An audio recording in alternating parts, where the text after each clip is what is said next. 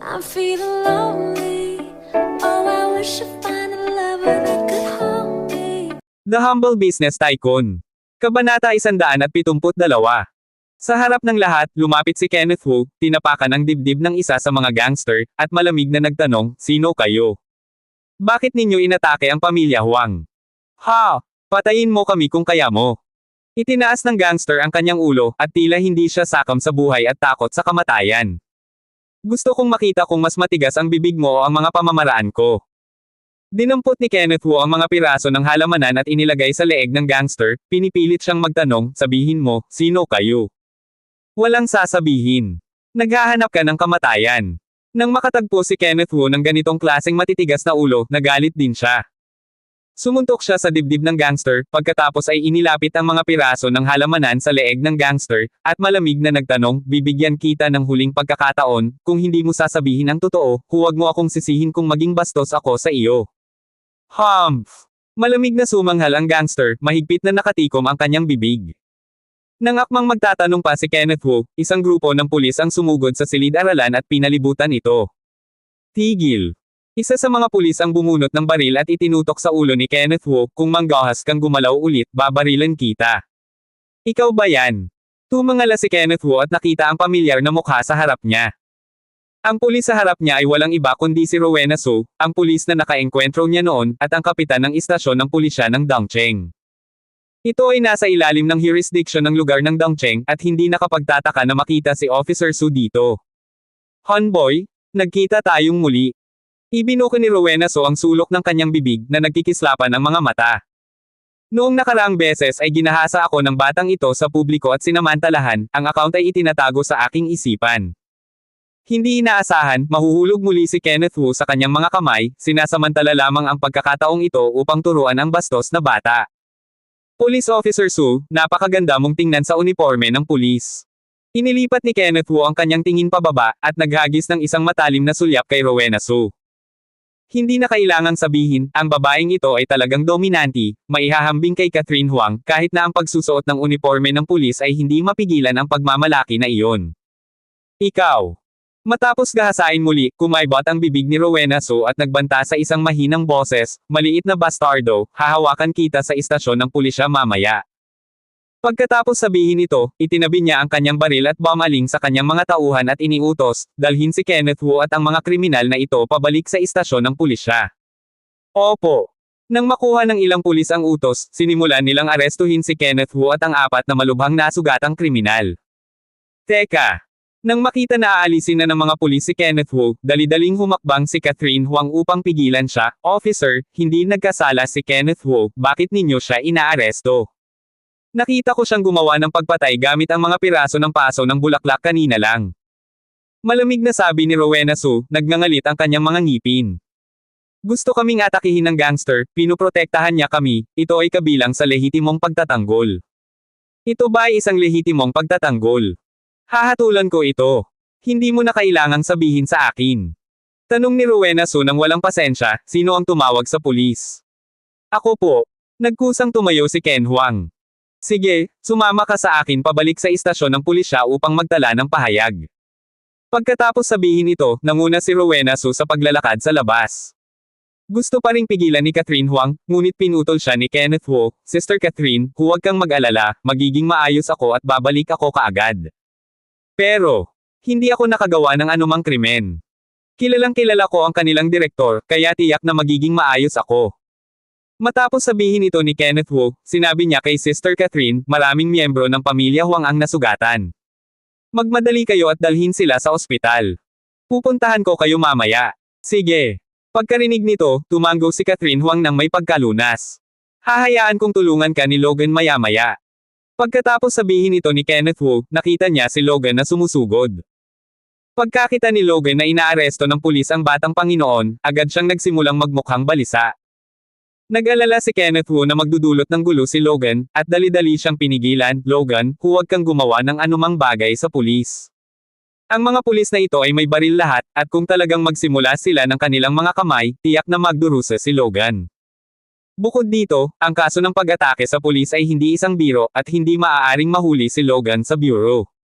"Opo." Pagkarinig nito, agad na binawi ni Logan ang kanyang kamao. Masunurin siya kay Kenneth Wu ngayon. Dahil tumanggi ang batang Panginoon na gawin ito, may dahilan upang hindi gawin ito. Pupunta ako sa istasyon ng pulisya at lalabas ka agad. Pagkatapos sabihin ito ni Kenneth Wu, inutusan niya si Logan, manatili ka sa bahay ni Huang at protektahan mo si Sister Catherine sa bawat hakbang. Kung mayroon pang mga kriminal, tutulungan mo silang harapin ito, huwag mong hayaang masaktan si Sister Catherine. Naiintindihan. Okay, aalis na muna ako. Pagkatapos sabihin ito, sumunod si Kenneth Wu sa dalawang pulis at lumakad sa labas.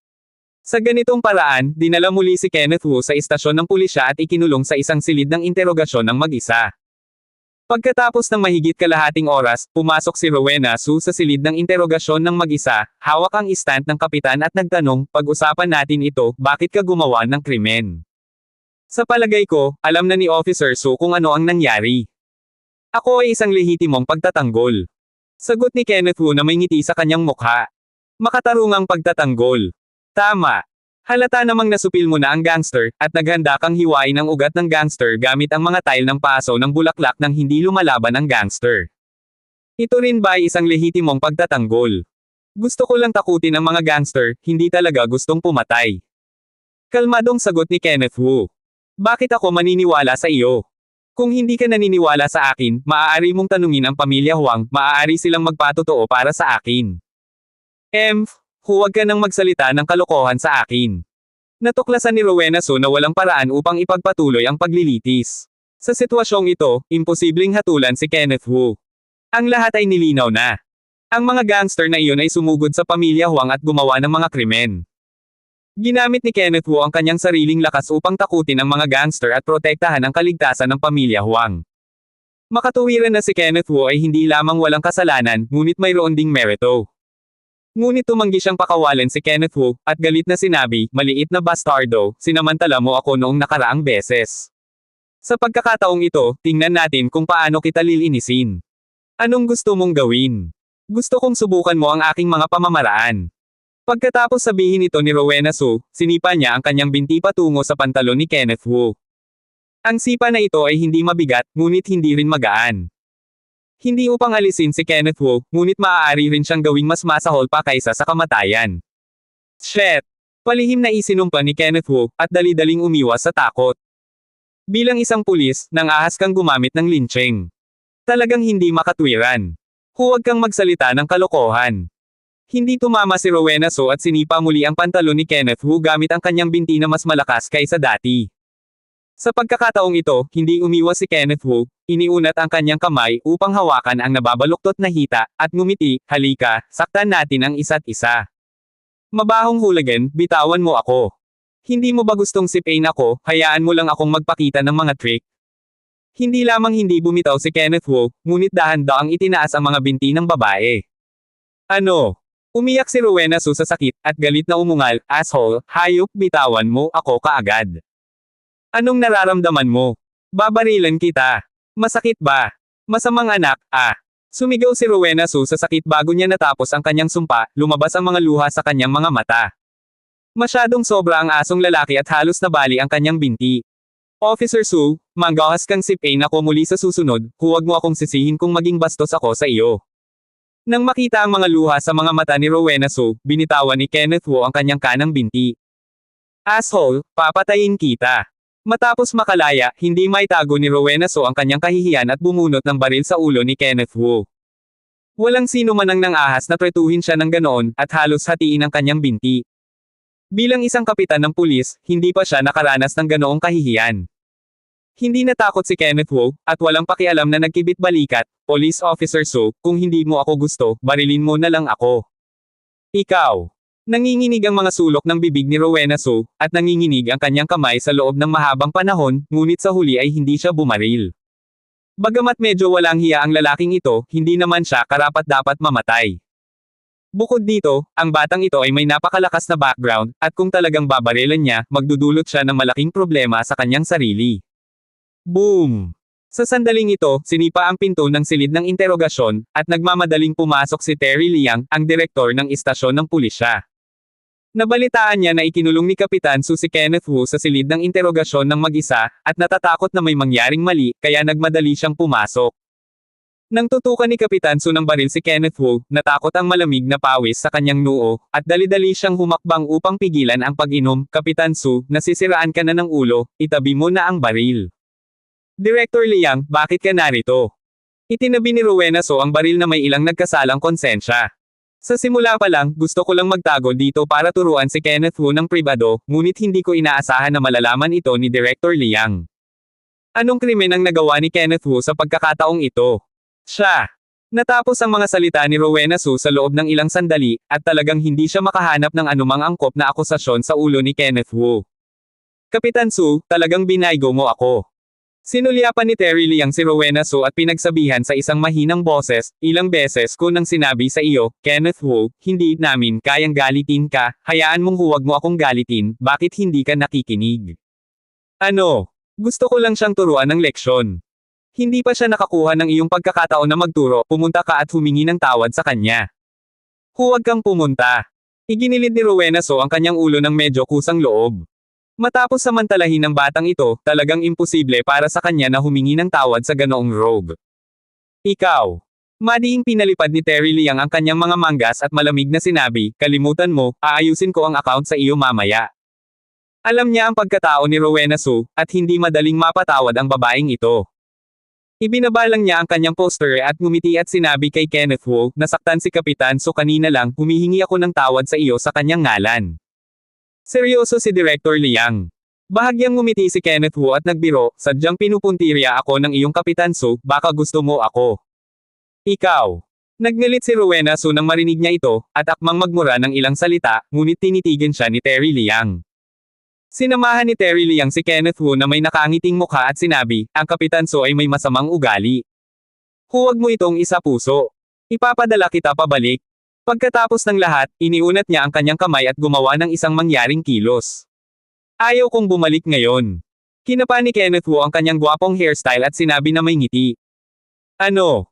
Pagkarinig nito, hindi mapakali si Terry Liang, iniisip na naghahanap ng gulo si Kenneth Wu, at sinubukang tanungin, kung gayon, ano ang ibig mong sabihin? Gusto kong malaman ang pag-usad ng kasong ito. Oh! Nakahinga ng maluwag si Terry Liang nang marinig niya ito, naririnig pa rin ang kaso, at wala pang natutuklasang resulta. Sino ang mga gangster na ito? Hindi pa natutuklasan. Kung gayon, bakit nila inaatake ang pamilya Huang? Ito. Nahihiyang ngumiti si Terry Liang, at sinabi, ang ilang mga gangster ay masyadong mahirap sabihin, natatakot ako na magkakaroon ng kaunting pag-unlad sa maikling panahon. Ganoon ba? Ngunit huwag kang mag-alala, hahanap kami ng paraan upang malaman ang mga resulta sa lalong madaling panahon, at ipapaalam sa iyo sa sandaling may balita. Nangakong ngumiti si Terry Liang. Alam ko na si Kenneth Wu ay may malakas na puwersa sa likod niya, at kahit na ang City Bureau ay hindi nang ahas na saktan siya. Natural, ang direktor ng kanyang maliit na istasyon ng pulisya ay gagawin ang kanyang makakaya upang mangyaring. Okay. Hindi na nagpatuloy sa pagtatanong si Kenneth Wu. Alam niya na ang kasong ito ay nakakalito, at sa pamamagitan ng mga matigas ang bibig na gangster, walang matutuklasan sa maikling panahon. Mr. Wu, gabi na, mag-aayos ako ng isang taong maghahatid sa iyo pabalik ngayon.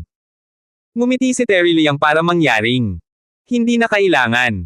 Iwinagayway ni Kenneth Wu ang kanyang kamay at itinoon ang kanyang tingin sa mukha ni Rowena Su, dahil dinala ako ni Kapitan Su dito, hayaan mo siyang ihatid ako pabalik. Gawin mo ang iyong panaginip. Bago pa man makapagsalita si Terry Liang, nagpahayag ng matinding pagtutol si Rowena Su.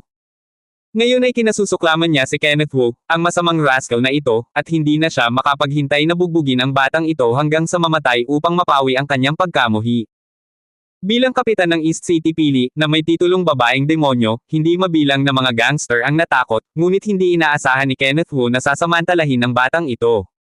Sa pag-iisip na hinawakan ng maruming kamay, nagngangalit ang kanyang mga ngipin sa pagkamuhi, at ang kanyang puso ay palihim na walang awa, at isang araw ay tuturuan niya ang masamang hooligan na ito. Dahil ayaw ni Kapitan Su na ihatid ito, bye-bye. Iwinagayway ni Kenneth Wu ang kanyang kamay, bumaling at naglakad sa labas, at biglang bumalik nang maglakad siya sa pinto. Tumayo ng Chrome Hands. Ikaw. Halos hindi sa mukha ng dugo ang galit na si Rowena Su. Ang bastardong ito, sinasamantala siya, ay masyadong nahihiya na magsalita ng mga malamig na salita dito, na talagang hindi makatwiran. Kung hindi lamang para kay Director Liang na narito, tiyak na kukuha siya ng baril at magpaputok ng ilang putok sa batang ito, na pinapanood ang masamang gangster na ito na nang-ahas na magsalita ng kalokohan. Abala ka, aalis na ako. Inihagis ni Kenneth Wu ang kanyang mga kamay sa likod niya at naglakad palabas ng may pagyayabang. Pagkalabas ko ng silid ng interogasyon, nakita ko si Ken Huang na nagmamadaling sumalubong sa kanya, at nag-alala na sinabi, Mr. Wu, okay ka lang ba? Okay lang. Walang emosyong sabi ni Kenneth Wu. Gaya ng kasabihan, hindi mo tinatamaan ng kamay ang mga nakangiting tao, lalo na ang pagganap ni Ken Huang ngayong araw ay lubos na nakapagbigay kasiyahan sa kanya. Sa paghahambing, sa pamilya Huang, ang pag-uugali ni Ken Huang kay Sister Catherine ang pinakamahusay, hindi kasing sama ng iba. Okay lang, umalis na tayo. Iniunat ni Ken Huang ang kanyang kamay at gumawa ng isang mangyaring kilos. Mula nang malaman ang buhay ni Kenneth Wu, naging maingat siya sa harap ni Kenneth Wu, dahil sa takot na saktan si Kenneth Wu nang hindi sinasadya. Isa-isa silang lumabas ng istasyon ng pulisya ng Dongcheng. Pagkasakay sa kotse, hindi napigilan ni Kenneth Wu na magtanong, sino ang mga gangster na ito ngayong gabi? Hindi ko rin alam. Umiling si Ken Huang sa sakit. Nang banggitin niya ang mga gangster na ito, hindi niya maiwasang palihim na sumakit ang ulo. Sa totoo lang, sa kabutihang palad, nakagawa si Kenneth Wu ng isang pagbaril sa oras ngayong gabi, kung hindi ay magdurusa ang pamilya Huang. Pagkatapos magmuni-muni ng ilang segundo, nagpasalamat siya kay Kenneth Wu, salamat sa pagtulong sa pamilya Huang ngayong gabi. Hindi mo kailangang magpasalamat sa akin, kinuha ko lang ito para sa kapakanan ng mukha ni Sister Catherine. Pagkatapos sabihin ito ni Kenneth Wu, nagpatuloy siya sa pagtatanong, mayroon bang nasaktan ang iyong pamilya Huang? Pangunahin ito para sa kapakanan ni Sister Catherine, o kung hindi ay hindi ako nag-abala na makipag-usap sa tae ng pamilya Huang. Ito isa. Sinabi ni Ken Huang sa kanyang mga labi at nilunok ito pabalik, isang pagtingin ng pag-aalinlangan at katahimikan, malinaw na medyo nakatago. Ginawa nitong mas curious si Kenneth Wu, at nagtanong muli, huwag kang mag-atubili, sabihin mo lang ang anumang bagay. Okay. Nag-atubili si Ken Huang sa loob ng ilang sandali, at sa wakas ay tumango, sa katunayan, ang aming pamilya Huang ay gumawa ng mga hindi wastong negosyo noon at hindi sinasadyang nakasakit ng ilang organisasyon. Mayroon bang ganito? Kumislap ang mga mata ni Kenneth Wu at bahagyang kumunat ang kanyang mga kilay. Tumigil si Kenneth Wu ng ilang segundo, at hindi maiwasang magtanong, sino ang nasaktan ng iyong pamilya Huang? Ang aming pamilyang Huang ay nakasakit ng 3 organisasyon. Sila ang 2 pangunahing puwersa sa Luzhou City at isang partikular na organisasyon sa Jiangnan Province. Tumingin si Ken Huang sa unahan at seryosong nagpaliwanag, 2 sa mga pangunahing puwersa ang namatay, at ngayon ay naroon na ang isa sa Jiangnan. Organisasyon. Anong organisasyon? Hulyo Tang. Ibig mong sabihin, itong gang ng mga gangster ay pinadala ni Julep Tang ngayong gabi. Posible naman. Bumalik tayo sa bahay ng Huang mo at pag-usapan ito. Hindi gaanong nagsalita si Kenneth Wu, at nagplanong bumalik sa bahay ng Huang para tingnan ang sitwasyon bago magsalita. Bumalik ang 2 sa Wangja residence at nalaman na halos naasikaso na ang resulta at dinala sa ospital ang mga nasugatan. Ang ibang mga tao sa pamilya Huang ay mukhang nag-aalala. Bagamat lumipas na ang pangyayari, nag-iwan pa rin ito ng anino sa puso ng bawat isa. Sa sandaling pumasok si Kenneth Wu sa pangunahing bahay ng pamilya Huang, dinala ni Mr. Huang ang mga tao sa amin at nagpapasalamat na sinabi, Kenneth Wu, salamat sa pagtulong sa pamilya Huang na makaahon sa gulo sa pagkakataong ito. Sa ngalan ng pamilya Huang, salamat sa lahat. Pagkasabi nito, yumuko siya ng malalim at nagpasalamat kay Kenneth Wu. Yumuko ang pamilya Huang para ipahayag ang kasunduan. Kung natatakot ka sa pagkakakilanlan ni Kenneth Wu noon, ngayon ay talagang pinahahalagahan ko ang tulong ni Kenneth Wu. Kung hindi pa nagkusa si Kenneth Wu na supulan ang mga gangster na iyon noon, tiyak na makakaranas ng matinding pambubugbog ang pamilya Huang. Matanda, masyado kang magalang. Nagmamadaling humakbang si Kenneth Wu para tulungang tumayo ang matanda. Kung tutuusin, lolo ito ni Catherine Huang, kahit na sa mukha ni Sister Catherine, wala pa ring respeto. Mula ngayon, ikaw na ang magiging maharlika ng aming pamilya Huang. Utang namin sa iyo sa pamilya Huang. Sinabi ito ng matandang si Huang, at sinabi sa malambing na tono, masyadong gabi na, mas mabuting manatili sa amin ang pamilya Huang ay nagpahinga ng isang gabi. Kung ganoon. Okay. Tumango si Kenneth Wu, pangunahing isinasaalang-alang ang kaligtasan ni Sister Catherine at nagpasyang manatili ngayong gabi. Catherine, bilasan mo, dalhin mo si Mr. Wu sa kwarto mo para magpahinga. Nagmamadaling inutusan ni Elder Huang si Catherine Huang. Mabuting lolo. Sinagot ni Catherine Huang si Kenneth Wu at sinabing, Tara, dadalhin kita doon. Okay. Tumango si Kenneth Wu at sinundan si Catherine Huang patungo sa naunang bahay, at sinundan siya ni Logan. Nang bumalik ang tatlo sa silid, hindi napigilan ni Catherine Huang na magpasalamat, salamat sa pagligtas sa akin at sa aking pamilya. Hindi ko alam kung paano kayo pasasalamatan. Ate Catherine, hindi natin kailangang maging magalang. Iniligtas mo ang aming pamilya, ngunit ngayon kami ang bayani ng pamilya Huang. Ang pamilya Huang ay lubos na nagpapasalamat sa iyo. Ate Catherine, kinuha ko lang ito para sa kapakanan mo. Salamat. Matapos siyang pasalamatan ni Catherine Huang, nahiya siyang buong-ulong, kanina lang ako tinanong ni Lolo, at gusto kitang imbitahan. Please be his grandson-in-law. Bastos ka. Inis na inikot ni Catherine Huang ang kanyang mga mata at sinabi sa mahinang boses, gusto ng lolo ko na tulungan mo ang aming pamilya Huang na harapin ang mga gangster na iyon. Walang problema. Buong pusong sumang-ayon si Kenneth Wu. May mga gangster na nakatitig kay Sister Catherine, at hindi siya mapakali sa kanyang puso.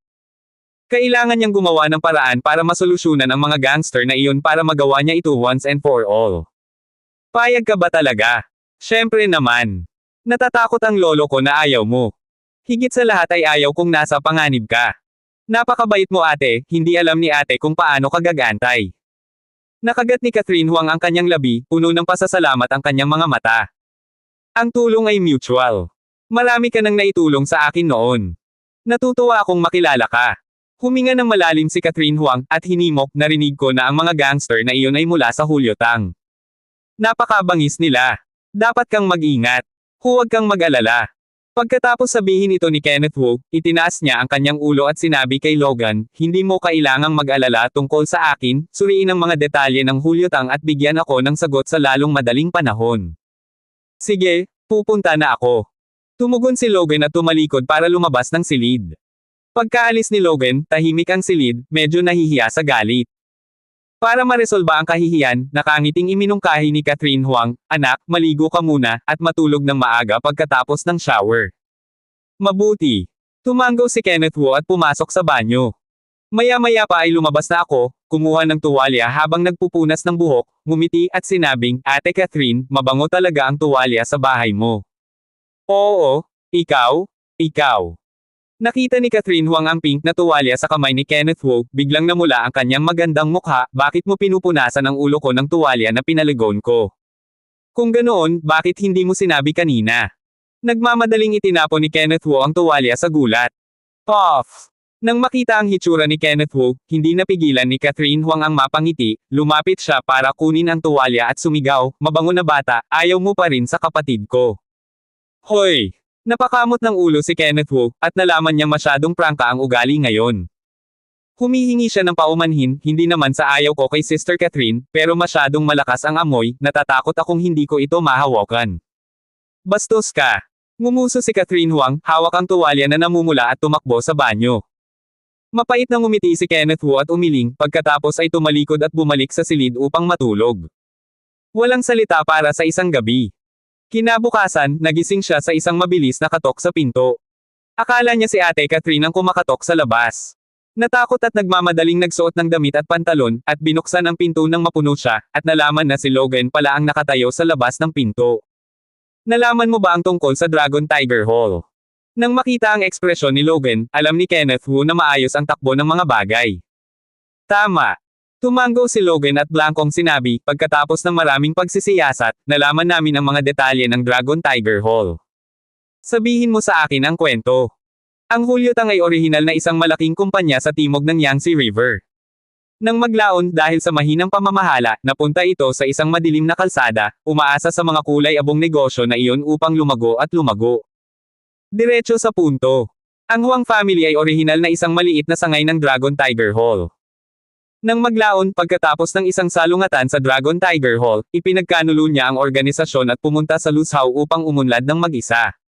Sa pagkakataong ito, sinalakay ng Dragon Tiger Hall ang pamilya Huang para sa paghihiganti. Napabuntong hininga na sabi ni Logan.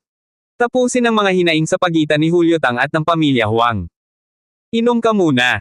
Nagbuhos si Kenneth Wu ng isang basong tubig at iniabot ito. Nang makitang natapos na ni Logan ang pag-inom ng tubig, nagpatuloy siya sa pagtatanong, kung gayon nalaman mo na ba ang tunay na lakas ng Long Hutang? Napakakapangyarihan ng Hulyo Tang, maraming record ng kriminal, at may magandang reputasyon sa Jiangnan. Maaari ba tayong makaisip ng paraan para sirain ang Dragon Tiger Hall? Ito.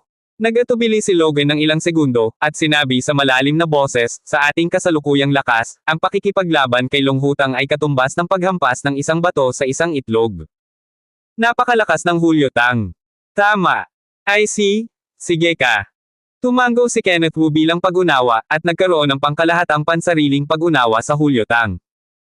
Ang Dragon Tiger Hall ay napakalakas, at ang isang maliit na pamilya tulad ng Huang family ay hindi isang kalaban. Sa kanyang kasalukuyang personal na lakas, hindi niya kayang talunin ang Dragon Tiger Hall. Ito rin ang dahilan kung bakit hiniling ni Mr. Huang kay Sister Catherine na mamagitin at humingi ng tulong sa kanya.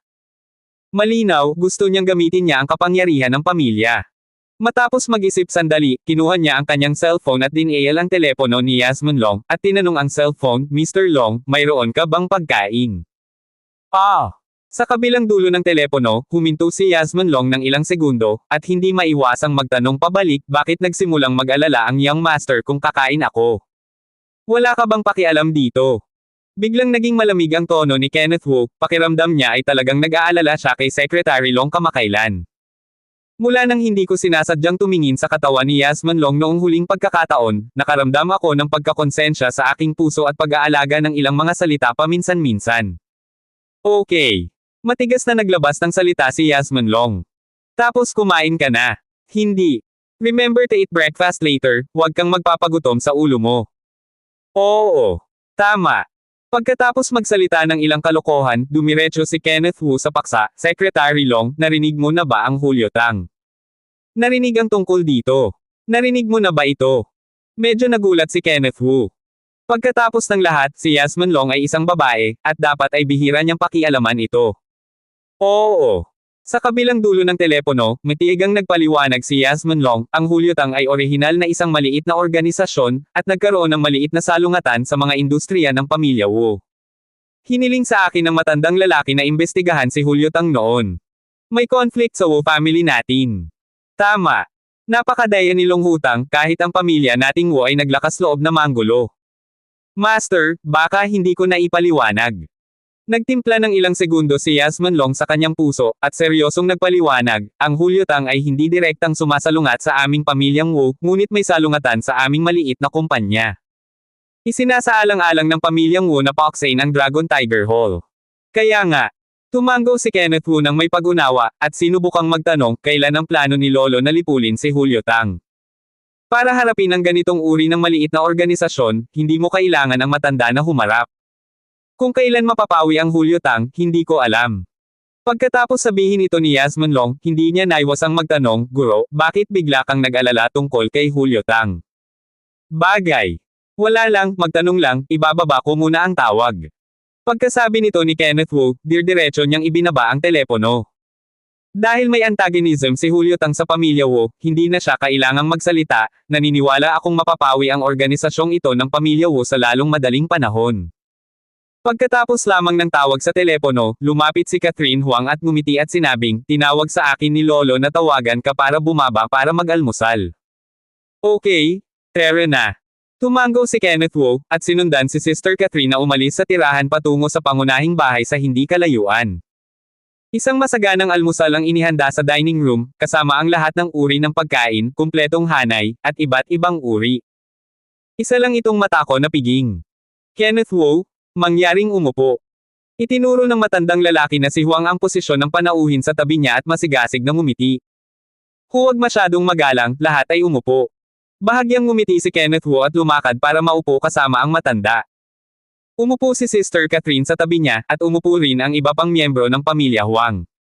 Xiao Wu, paano ka natulog kagabi? Okay. Mabuti naman, kumain ka na. Ang matandang si Huang ay naging napakabait at nagkusa na bigyan si Kenneth Wu ng pagkain. Dahil dito, medyo napahiya si Kenneth Wu. Sa kalagitnaan ng pagkain, inilapag ni Ji Huang ang kanyang mangkok at mga chopstick at nakangiting sinabi, ang matanda ay may hindi nakikiramay na kahilingan. Hindi ko alam kung dapat itong sabihin. Matanda sir, kung may tanong ka, magsalita ka lang. Mabuti naman. Umupo ng tuwid ang matandang si Huang at sinabi sa napakaseryosong tono, ang aming pamilya Huang ay inatake ng mga kriminal kagabi. Sa kabutihang palad, kumilos ka upang protektahan ang aming pamilya mula sa kapahamakan, ngunit nag-aalala ako na darating muli ang mga kriminal. Kaya naman, nais kong hilingin sa iyo na tulungan ang aming pamilyang Huang na harapin ang mga gangster. Nangako ako kay Sister Catherine na tutulungan kang harapin ang mga gangster na iyon. Maraming salamat, kung gayon. Itinaas ng matandang Huang ang kanyang baso at ngumiti bilang pasasalamat, kung gayon, sa ngalan ng buong pamilya Huang, salamat. Kung kikilos ka, tiyak na mamamatay ang mga gangster. Salamat. Kinuha ni Kenneth Wu ang baso ng alak at humigop ng alak na parang deal, at sinabing, nabalitaan ko na sinaktan ng pamilya Huang si Julio Tang noon. Tama. Ibinaba ng matandang Huang ang kanyang baso ng alak at nagpaliwanag ng may mabigat na mukha, dahil sa makasaysayang mga kadahilanan, mayroon kaming malalim na sama ng loob kay Julio Tang. Ang mga gangster na iyon ay ipinadala ni Julio Tang kagabi. Anong klaseng galit ang mayroon ka kay Julio Tang? Oo, ang mga ito ay mahabang pag-uusap, pangunahin dahil sa mga pagtatalo sa mga interes. Ayaw ni Mr. Huang na maging masyadong detalyado, binigyan lang niya ito ng isang stroke, at pagkatapos ay nangako, hanggat matutulungan tayo ni Mr. Wu na malutas ang Dragon Tiger Hall, tiyak na babayaran natin si Mr. Wu. Hindi naman kailangan, ginawa ko lang para sa kapakanan ni Ate Catherine. Mahahanap ka ni Catherine ng napakahusay na kasintahan, talaga. Hindi natapos ang pagsasalita ng matandang lalaki na si Huang, ngunit nagambala siya ng matandang mayordomo na sumugod. Sumigaw ang matandang mayordomo bago pumasok sa pinto, Master, hindi maganda, may nangyari. Huwag kang sumigaw, tumatanggap ako ng mga distinguished guests. Napalingon ng matandang si Huang at pinagalitan ang kasambahay. Master. Hindi na masyadong maasikaso ng mayordoma, kaya tumakbo siya at nagmamadaling nagpaliwanag, may nangyari, yung mga gangster kagabi. At heto na naman. Ano? Pagkarinig nito ay bumangon ang matanda sa upuan, agad na naging madilim at itim ang dati nitong mukha.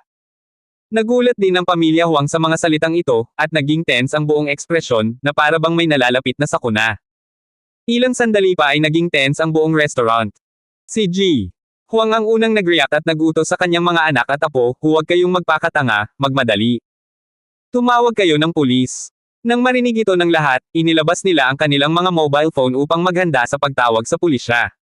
Boom! Bago ako magkaroon ng oras para tumawag, nakarinig na lang ako ng kalabog, kumatok ang pinto ng restaurant, at higit sa 100 kriminal ang pumasok na parang mga lobo. Ang pamilya Huang ay lumiit sa takot, at umatras, walang kamalay-malay na nagtago sa likod, sa takot na mapatay ng gangster.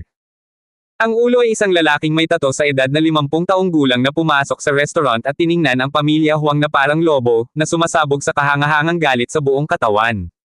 Mr. Zhao. Nakilala ni Elder Huang ang lalaking may tato sa isang sulyap, at ito ang amo ni Julio Tang, si Julio Zhao. Ito ay dahil sa hindi pantay na pamamahagi ng mga interes sa pagitan ng ama at ni Julio Zhao at ng iba pa kung kaya't sa wakas ay naghiwalay sila ng landas at naging magkaaway na relasyon. Ngunit hindi ko inaasahan na ang Julia Hiutang ay lalago ng ganoon kabilis, at ang kasalukuyang kapangyarihan ay matagal nang nahihigitin ang Huang family. Matanda, baka hindi ka managinip ng ganoong araw. Ikinalog ni Julio Zhao ang laman sa kanyang mukha at marahas na sinabi, noon, lilinisin ko ang pinto at sisirain ang iyong Huang family. Zhao Longho, kung hindi dahil sa iyo. Gustong makipagtalo ni Elder Huang, ngunit bago siya matapos magsalita, pinutol siya ni Julio Zhao sa malalim na boses, ayaw kong banggitin ang mga bagay noon.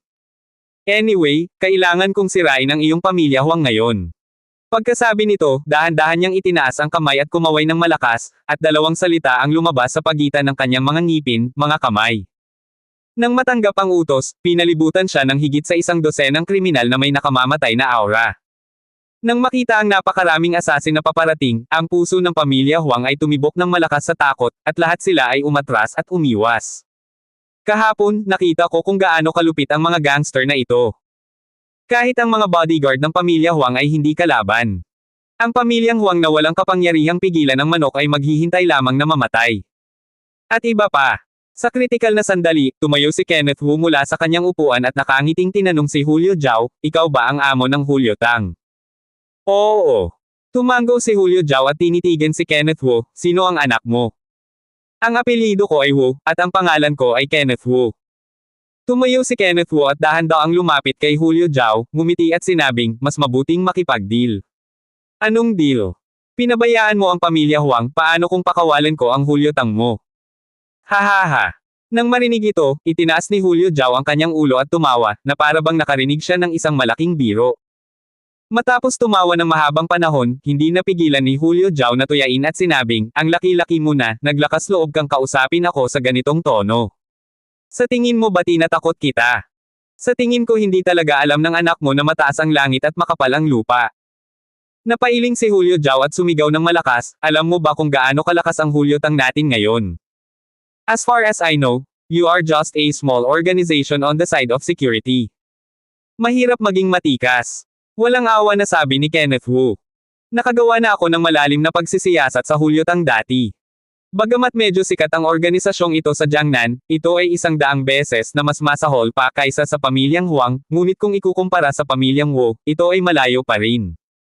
Kung ang pamilyang Wu ay gagamit ng puwersa para lipulin ang Julio Tang, mas madali ito kaysa sa pagtapak sa mga langgam. Talagang puloka ang anak mo sa ilalim ng balon. Ngumiti si Julio Zhao at sumigaw ng nakataas ang ulo, mayroon tayong mahigit 100 tao sa Julio Tang na may mga sanga sa buong timog ng ilog Yangtze. Hanggat tinatapakan ko ang aking paa, maaaring manginig ang lalawigan ng Jiangnan. Basta may tawag ako sa telepono, maaari kang mamatay sa Jiangnan. Tumugon si Kenneth Wu nang hindi nagpapakita ng kahinaan. Baliw ka talaga. Pinagpag ni Julio Zhao ang kanyang manggas at sumigaw, may isang uri kayo na pumatay sa ating Julio Tang sa pamamagitan ng pagtawag. Gusto kong makita kung gaano kayo kagaling. Ayokong gawin ito, hindi ito mabuti para sa iyo o sa akin. I would like to see how capable you are. Pinatay mo kami sa pagtawag. Iniangat ni Julio Zhao ang kanyang leeg at napabulalas, na ngayon ay parang nakikipag-away na titi. Hindi siya naniniwala kung gaano kahusay ang batang ito. Gaano man kahusay ang kasanayan, imposibleng patayin si Julio Tang sa pamamagitan ng isang tawag sa telepono. Sa kanyang palagay, hindi lang alam ng batang ito na mataas ang langit at makapal ang lupa, o ang lakas ng Julio Tang. Kung ganoon, huwag mo akong sisihin sa pagiging impolite. Nasabi na ni Kenneth Wu ang lahat ng dapat sabihin, at hindi na kailangang magsalita ng walang kaparerekon ngayon, at kinuha niya ang kanyang cellphone para i-dial si Yasmin Long. Inutusan lamang si Secretary Long na gamitin ang kapangyarihan ng kanyang pamilya para wasakin ang maliit na organisasyon ng Julio Tang sa maikling panahon. Kung ikukumpara sa pamilyang Wu, ang Julio Tang ay talagang isang maliit na organisasyon, hindi pa banggitin na ang organisasyong ito ay nasaktan ang pamilya Wu. Hanggat gumagamit ito ng kaunting puwersa, maaari itong ganap na mawala sa timog ng Yangtze River. Pagkatapos ng tawag sa telepono, umupo si Kenneth Wu sa kanyang posisyon at nakaangiting sinabi, sa 1 oras, tiyak na mamamatay ang iyong Dragon Tiger Hall. Okay, then I'll wait for you for an hour. I'm going to see how the bull that your kid blown ends up. Kumuha ng upuan si Julio Zhao at naupo sa tapat, tinitigin si Kenneth Wu na may matitinding mata. Sa ganitong paraan, hindi nagsalita ang dalawang partido, at nahulog sa isang estado ng malamig na digmaan. Tila nasusuka ang hangin sa restaurant. Tahimik na lumipas ang oras, at wala pang kalahating oras, tumunog ang telepono sa restaurant. Ang entourage sa likod ni Julio Zhao ay nagmamadaling kinuha ang mobile phone mula sa kanyang bag, iniabot ito kay Julio Zhao gamit ang dalawang kamay, na nagpapaalala, Hallmaster, ang iyong telepono ay nagre-ring. Anong kalokohan, kunin mo. Inip na ikinaway ni Julio Zhao ang kanyang kamay at sinenyasan ang kanyang mga nasasakupan na tulungan siyang sagutin ang telepono.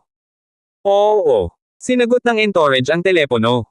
Pagkatapos sagutin ang telepono, sinabi lang niya ang ilang salita, at ang kanyang mukha ay kasing kulay abo ng kamatayan, at nanginginig siya at sinabing, Zhao. Hallmaster Zhao, may nangyari, may malaking nangyari. Anong meron?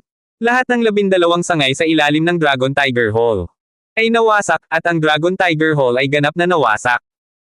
Tumpak.